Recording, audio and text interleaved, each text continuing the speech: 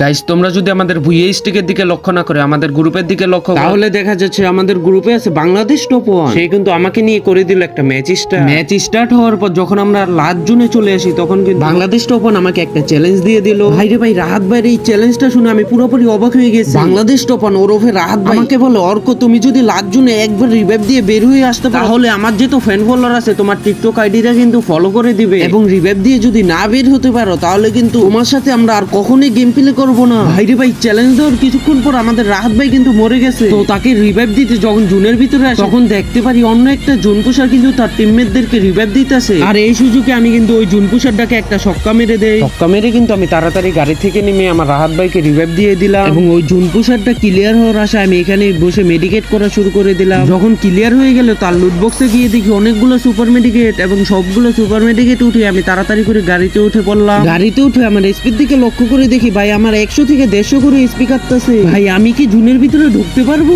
Guys আমি কিন্তু অবশেষে জুনের ভিতরে ঢুকে গেলাম। রাহাত ভাইয়ের কথা অনুযায়ী যারা রাহাত ভাইয়ের ফ্যান ফলোয়ার আছেন তারা কিন্তু আমার টিকটক আইডিটাকে ফলো করে দিবে, এবং গাইস কিছুক্ষণ পর কিন্তু আমরা ম্যাচটাকে ভুইয়া করে ফেললাম। তো গাইস আজকের মতো এখানেই ভিডিও শেষ। গুড বাই, আল্লাহ হাফেজ।